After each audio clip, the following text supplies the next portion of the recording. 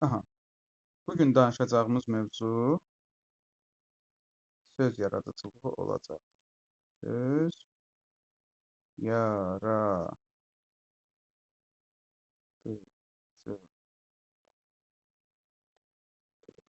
Ümumiyyətlə yoldaşlar, söz yaradıcılığını, yəni kök və şəkilçini öyrənən dilçilik bölməsi, dilçilik sahəsi morfemika adlanır. Morfemika. Sözün forması haqqında dilçilik bölməsidir. Sözün formasını öyrənən dilçilik bölməsidir. Sözlər iki mühüm hissədən ibarətdir.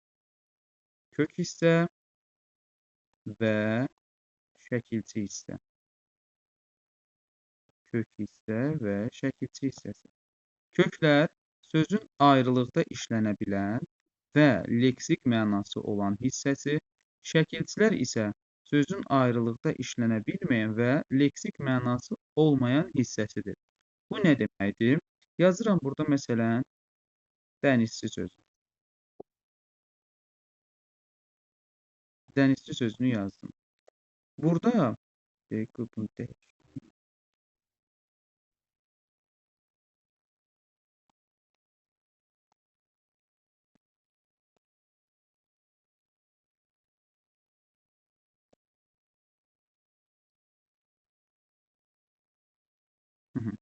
Baxın, dənizçi sözünün kökü nədir? Dənizçi şəkilçimizdir. Biz kökün qaydasında nə dedik? Dedik ki, köklər sözün ayrılıqda işlənə bilən və mənaya malik olan hissəsidir. Biz buradan, bu qaydadan yola çıxaraq, dəniz sözünü ayırıb gətirib kənarda işlədək. Dəniz çox maraqlı idi. Dəniz çox dalğalı idi. Bu gün dənizdə maraqlı gün keçirdim. Gördüyümüz kimi, dəniz sözünü, yəni sözün kökünü mən rahatlıqla ayrılıqda işlədə bildim. Mənalı olan hissədir. Çünki aydın oldu. Həqiqətən də deməli kökün qaydası özünü doğrultdu. Sözün ayrılıqda işlənə bilən və onun leksik məna daşıyan hissəsi kök adlandı. Şəkilçi isə ayrılıqda işlənə bilməyən və mənasız hissədir. Məsələn, deyirəm ki, Çi bugün gözəl idi. Mən bugün Çi gilə getdik. Çi çox gözəl geyinmişdi. Demək olmur. Deməli, Çi həqiqətən də şəkilçidir və onu ayrılıqda işlətmək mümkün deyil. Hə, soruşa bilərlər ki, tam dəqiqliyi ilə sizdən soruşsalar ki, yəni şəkilçinin ümumiyyətlə mənası olmur, yoxsa necə? Çox belə deyiləm, məcbur eləsələr siz deyin ki, qrammatik mənası olur şəkilçilərin. Leksik mənaya isə ümumiyyətlə malik olmur və ayrılıqda, kənarda işlənmə funksiyası yoxdur. Yadınızdan çıxartmayın. Bunun, ümumiyyətlə, belə bir sual qarşınıza çıxmaz, amma mən yenə də deyim. Bundan əlavə, şəkilçilərin iki növü var. Leksik şəkilçilər və qrammatik şəkilçilər. Leksik şəkilçinin şərti işarəsi yarım üçbucaq, qrammatik şəkilçində şərti işarəsi yarım dairədir. Leksik şəkilçini sözə artıranda yoldaşlar, yadınızdan çıxartmayın ki, sözün mənası, məna dəyişir,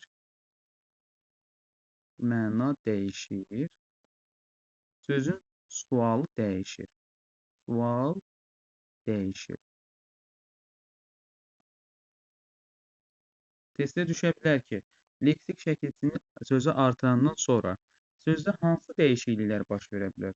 Məna dəyişə bilər, 1, sual dəyişə bilər, 2, üçüncü deyə bilərlər ki, və yaxud da variantı əlavə edə bilərlər ki, leksik şəkilçini artırdıqdan sonra sözün deməli, nitq hissəsi də dəyişir. Amma yadda saxlayın, nitq hissəsi söhbəti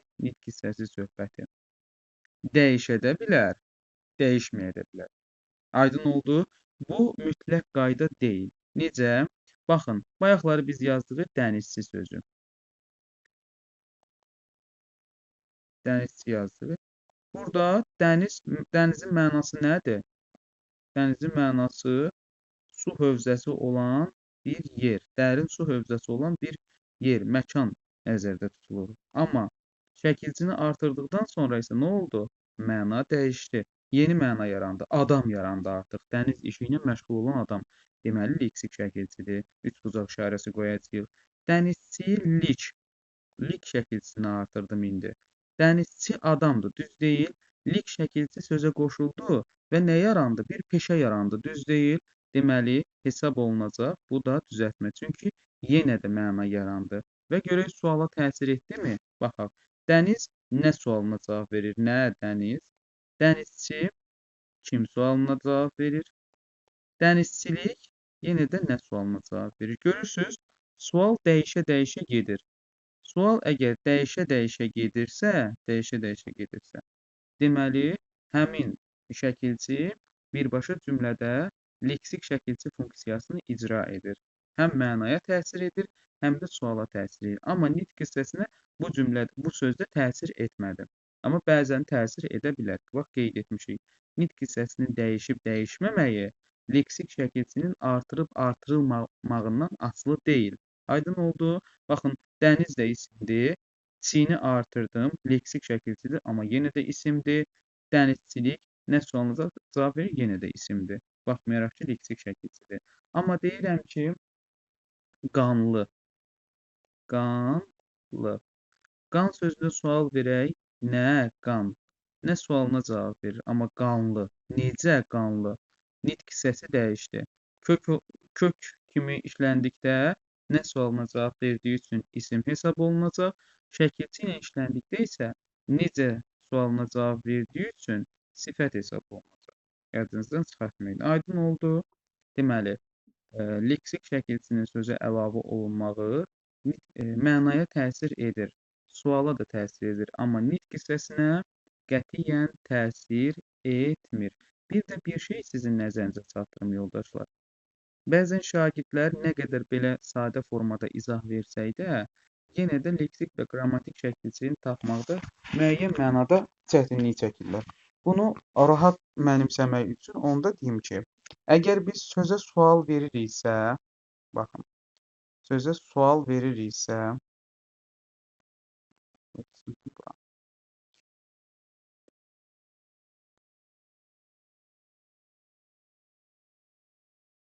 əgər sözdə leksik və qrammatik şəkilçini tapmaqda çətinlik çəkirsinizsə, sözə sual verirsiniz. Məsələn, sual verəndə əgər sözə artırılan şəkilçi, baxın yazıram, sözə artırılan şəkilçi verdiyimiz sualın da tərkibinə artırılırsa, deməli, qrammatik şəkilçidir.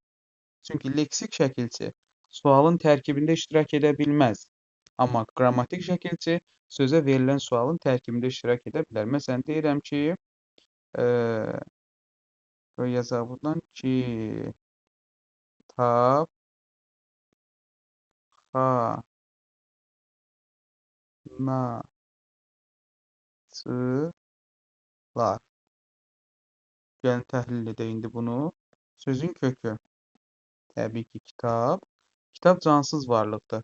Xana artıq kitabların olduğu bir məkan yaratdı. Kitabxanaçı artıq adamdır. Lar isə yenə də adamdır. Mənanı dəyişmədi. Deməli, qrammatikdir.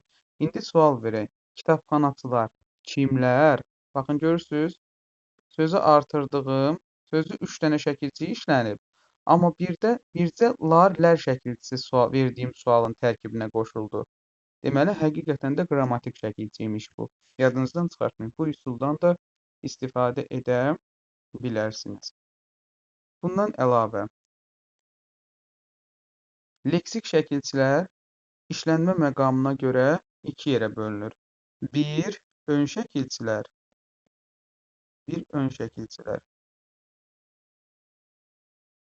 Digər isə son şəkilçilər. Bu ingilis dilində də var. Prefikslər, sufikslər. Sufikslər onlar da son şəkilçilərdir. Prefikslər isə ön şəkilçilərdir. Bizdə olan ön şəkilçilər əksəriyyəti ərəb mənşəli şəkilçilərdir. Yəni, ərəb mənşəli sözləri qoşulan şəkilçilərdir. Məsələn, deyirəm ki, hansı şəkilçilərdə olar? Na, bi, ba, la, sonra, a, anti və co. Bunlar ön şəkilçilərdir. Amma hamısı ərəb mənşəli deyil. Yəni mən burada ərəb mənşəli sözünü işlətdimsə, harda ön şəkilçi gördünüzsə, onu ərəb mənşəli götürməyəcəksiniz. Na, bəli, ərəb mənşəlidir. Bi, ərəb mənşəlidir. Ba, ərəb mənşəlidir. La da eyni şəkildə, a da eyni şəkildə. Amma anti ilə co, xeyr. Bunlar Rus və Avropa mənşəli, əsasən Avropa mənşəli sözlərə qoşulan ön şəkilçilərdir. Ön şəkilçilər yadda saxlayın ki, istənilən məqamda leksik şəkilçi kimi götürülməlidir. Yəni, hər məqamda başına belə işarə qoyacağıq. Çünki leksik şəkilçilərdir. Yadınızdan çıxartmayın. Məsələn, na-insaf, na-insaf. Ümumiyyətlə, baxın, bu şəkilçilər ərəb mənşəli şəkilçilərdir, amma dilimizdə bunların belə deyək, milli versiyaları da var. Məsələn, na şəkilçisinin və bi şəkilçisinin dilimizdə qarşılığı sız şəkilçisidir. Yəni, sinonimi sız şəkilçisidir. Na-insaf, insafsızdır. Bişərəf, şərəfsiz bu formada. Na-insaf, insafsız. Bu sözlərdə həmçinin kökləri eyni olduğuna görə sinonim götürə bilmərik. Bu antonim də götürə bilmərik kökləri eyni olan sözləri. Ön şəkilçilər dedi ki, istənilən məqamda leksik şəkilçi götürüldüyü halda son şəkilçi ilə fərqi odur ki, son şəkilçilər qrammatikdə ola bilər, leksik də ola bilər. Yadınızdan çıxartmayın. Anti haqqında belə bir məlumat deyil sizə, anti şəkilçisi haqqında. Anti şəkilçisindən sonra əgər xüsusi isim gəlsə, yəni yer adları, şəhər adları, ölkə adları, kənd adları və s. çay adları, nə bilmək, çoxlu, ya xüsusi isim olsun da. Əgər xüsusi isim gəlsə, onda defis işarəsi ilə yazdıracaq bu sözlər. Məsələn, bax, gördük, yazmışam. Anti-Azərbaycan xəbərlərdə çox-çox eşidilir. Məsələn, Ermənistanın anti-Azərbaycan siyasəti puça çıxdı. Görürsünüz, anti-Azərbaycan. Burada anti sözündən sonra mən nə gətirdim? Azərbaycan sözü gəldi. Yəni, xüsusi isimdir, ölkə adıdır. Ona görə defislə yazacaq. Ancaq bu söz, yəni anti şəkilçisi özündən sonra bunun təhlili necə olacaq? Bu formada. Belə olacaq. Belə bir maraqlı təhlili yarandı. Yəni, deyə bilərsiniz ki, müəllim, şəkilçi sözdən ayrı yazıla bilərmi? Həmişə sözə bitişik şəkildə yazılır. Xeyr, şəkilçi sözdən ayrı yazıla bilər. Gördüyümüz kimi, antidə biz bunu müşahidə etdik. Aydın oldu. Bunu mürəkkəb söz kimi götürə bilməzsiniz. Düzəltmə söz olacaq. Deməyin ki, müəllim, defislə yazdır da. Bu mürəkkəb sözdür. Mürəkkəb sözlər çünki bitişik defislə və ayrı yazılır. Xeyr, gördük ki, şəkilçi də sözlə ayrı şəkildə yazıla bilər. Başqa bir nümunəyə nəzər salaq. Deyirəm ki, anti-terror.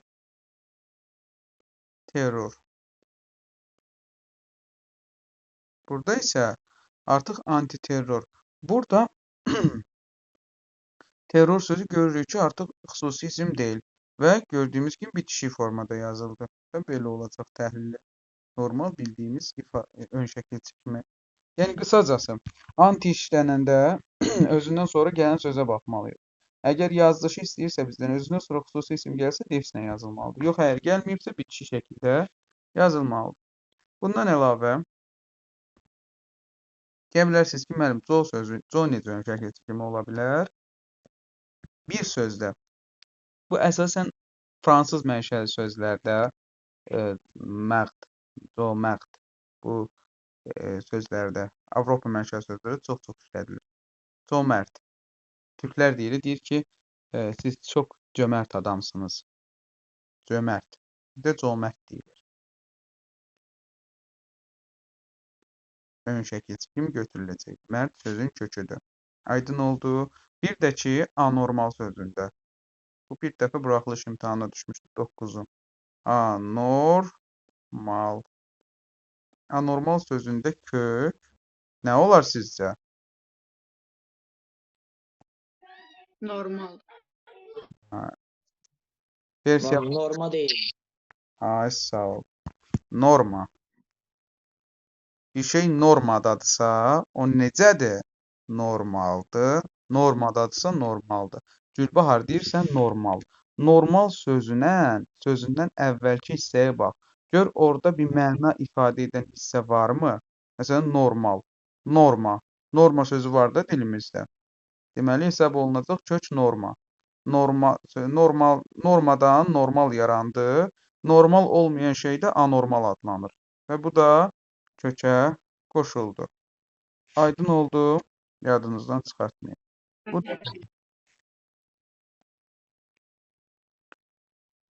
sonra bir dənə də söz var, xoşbəxtlik sözü. Xoşbəxtlik sözü sizcə quruluşda necədir? İslam səsin gəlmir oğul. Mürəkkəb. Bəli, mürəkkəbdir. Burada bəzən şagirdlər bu lik şəkilçisinə aldanır. Deyir ki, mən xoşbəxt sözün köküdür. Lik də evet, ona qoşulur, leksik eləyir də onu, düzəltmə eləyir onu. Xeyr. Xoşbəxt sözü bir tərəfi sadə, xoş, digər tərəfi isə düzəltmə sözün birləşməsi ilə əmələ gələn mürəkkəb söz qrupuna daxildir. Gördüyümüz kimi bədbəxtlik sözü də bu siyahıya daxildir. Baqir, salam, ekrana toxunma, zəhmət olmasa.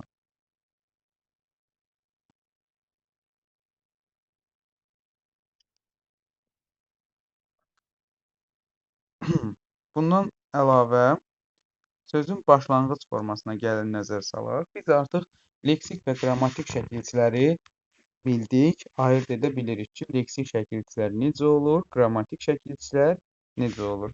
Yoldaşlar, baxın bura. Leksik sözün başlanğıc forması odur ki, sözün qaydası odur ki, sözün qrammatik şəkilçiyə qədər olan hissəsidir. Yazırıq. Sözün qrammatik şəkilçiyə qədər olan hissəsi adlandı söz yaradıcı. Sözün qrammatik başlanğıc forması. Tam dəqiq bir dənə sxem quraq burada. Sözün qrammatik şəkilçiyə qədər olan hissəsi adlanır onun başlanğıc forması. Biz burada nə elədik? Görürsüz, qrammatik şəkilçisinin sxemini, yəni q sxemini nə elədim? Başlanğıc formanın kənarında qoydum. Buradan bir şey aydındır bizə, aydın olur ki, bizə deməli, qrammatik şəkilçilər başlanğıc formaya daxil olmayacaq. Səsi bağlayın zəhmət olmasa, kimlərdə səs açıqdırsa. Məsələn, təsəvvür eləyək ki, hər hansı bir söz yazmışıq və sözün sxemi bu formada alınıb. Kök, leksik, leksik, leksik, leksik, nə bilim, qrammatik, qrammatik, qrammatik. Bu tipdə olan sözün başlanğıc forması necə olar sizcə? O saat başlanğıc formanın qaydasını yadımıza salaq. Sözün qrammatik şəkilçiyə qədər olan hissəsi. Qədər deyirsə, deməli, daxil olmayacaq. Deməli, buradan belə bir xətt çəkirik. Bunları başlanğıc formadan kənarlaşdırırıq və başlanğıc formanın işarəsini qoyuruq. Başlanğıc formanın işarəsi belədir. Kökün əksinə olan istiqamət. Bu formada olacaq. Yəni, başlanğıc formaya daxildir kök. Bir də nə qədər leksik şəkilçi varsa, hamısı. Bunlar başlanğıc formaya daxil olan sözlərdir. Daha doğrusu, başlanğıc formanın əsas qaydasıdır.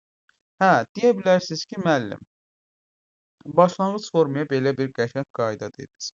Bəs heç mümkün deyilmi ki, nə zamansa qrammatik şəkilçi başlanğıc formaya daxil ola bilər? Bunun cavabını bilirsiniz siz? Bəli. Mən qrammatik şəkilçidən sonra leksik şəkilçi gəlsə, leksiki də salırıq, qrammatiki də. Ay, sağ ol. Hansı şəkilçilərdə olar? Daş, gil, soğ, onlar deyil. Çı, gil, daçı və sız. Çı, gil, daçı, sız şəkilçisi. Əgər bu şəkilçilərdən, ümumiyyətlə bu şəkilçilərdə işlənəndə hökmən deyil, sualın qoyuluş tərzinə diqqətlə yanaşın. Mən sizə desəm ki, bəs dilimizdə bu şəkilçilər işləndikdə dilimizdə hansı şəkildə işləndikdə dilimizdə şəkilçi ardıcıllığı pozulur? Bu bu sual qoyuluşu yanlışdır. Çünki bu mütləq qayda deyil.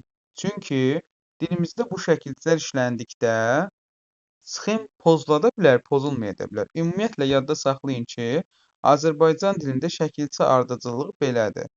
Sözə birinci, deməli, kök olmalıdır, sonra leksik şəkilçi olmalıdır, sonra qrammatik şəkilçi olmalıdır. Yəni bu dilçiliyimizdə qəbul olunan bir sxemdir. Amma bəzi məqamlarda bu sxem pozula bilər. Necə? Yəni qrammatik leksikdən əvvələ gələr.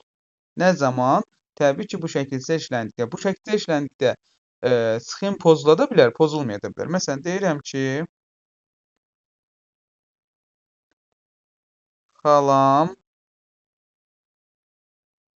gil. Gəlin indi təhlil edək bunu. Sözün kökü xala, mənim xalam. Mənsub şəkilçiləri biz bilirik ki, qrammatik şəkilçilərdir və eyni zamanda xala da adamdır, xalam da adamdır. Məna dəyişmir. Yenə də kim sualı qalır ortalıqda, sual da dəyişmir. Deməli qrammatikdir. Gil isə hara xalamgil. Sual da dəyişdi, məna da dəyişdi. Artıq məkani varlıq bildirməyə başladı, canlı varlıq.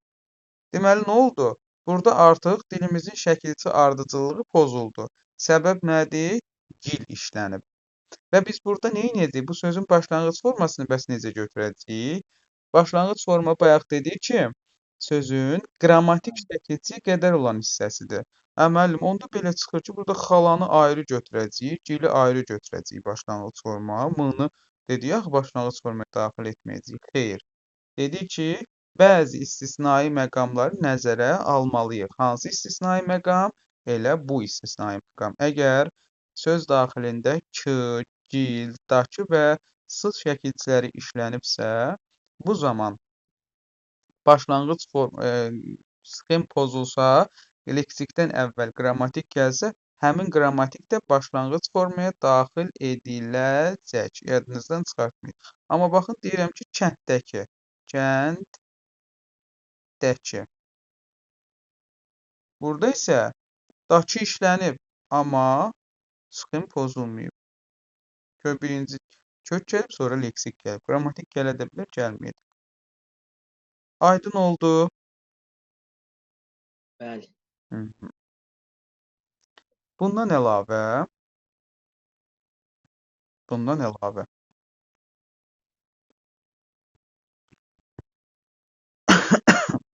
söz nədən yaranıb?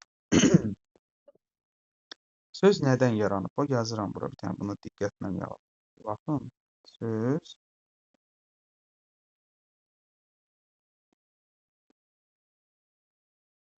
nədən yaranıb?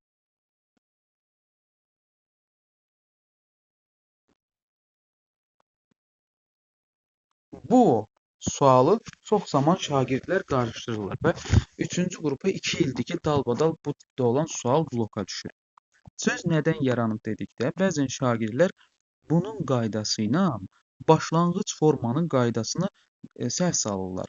Necə səhv salırlar? Başlanğıc formada biz nə deyirik? Deyirik ki, sözün qrammatik şəkilçiyə qədər olan hissəsidir və qrammatik şəkilçi başlanğıc formaya daxil olmayacaq. Daxil etməyəcəyik. Söz nədən yaranıbda isə axırıncı sözü təhlil edəcəyik. Məsələn, təhlil edirəm sözü. Zəhmət olmasa səsləri bağlayın. Sözü təhlil etdim. Belə bir təhlil alındı.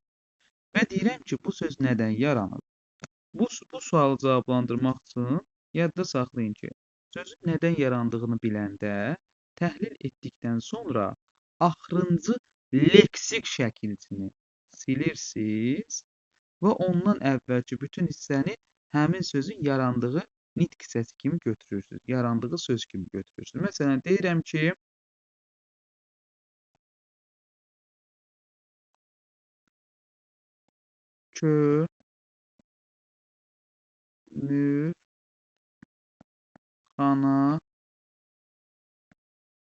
kömürxanaçı. Bu sözün təhlili necə olacaq? Kömür sözün kökü nə sualınacaq? Kömürxana yerdir, kömürxanaçı adamdır. İki dənə leksik şəkilçi var. Bu sözün nədən yarandığını tapmaq üçün nə edirik?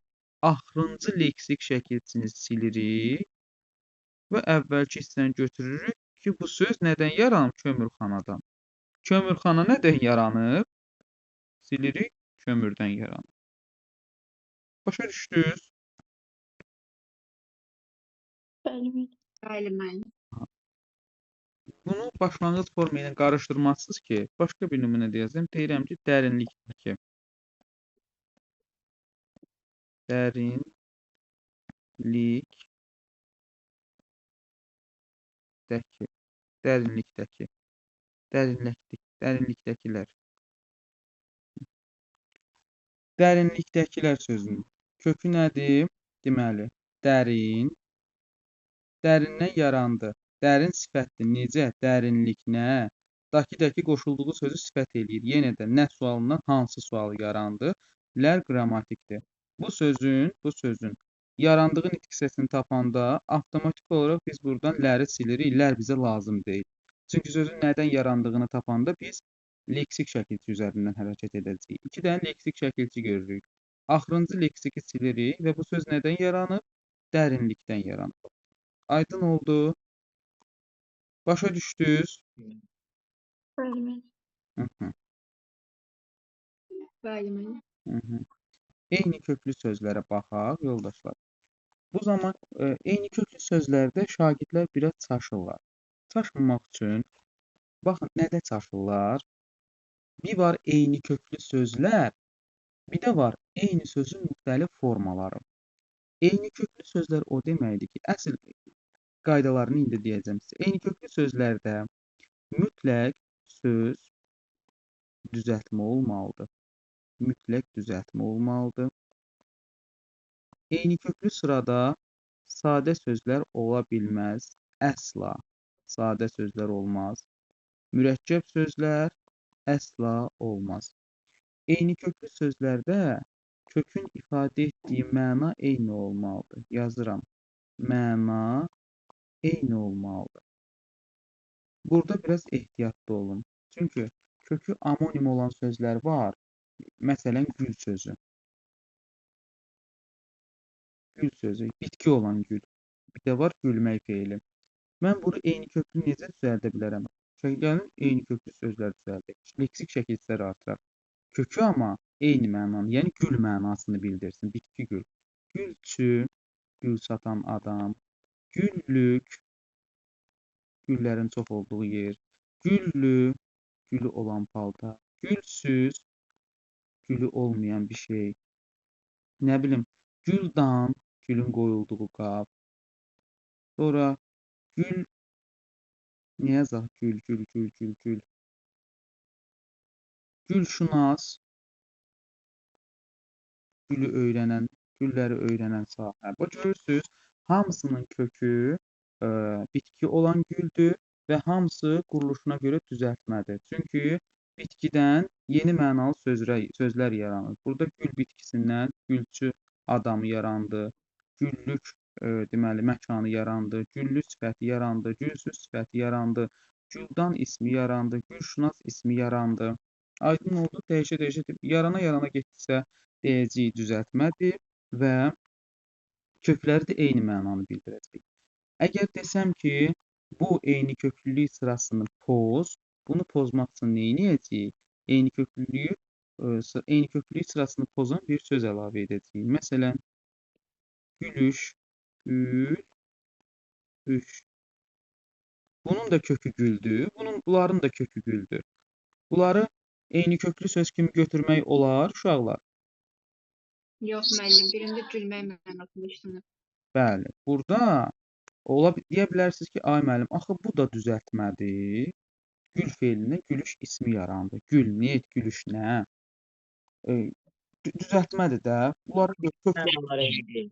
Bəli, amma mənaları eyni deyil. Biri gülmək feilidir, digəri isə gülçüdür.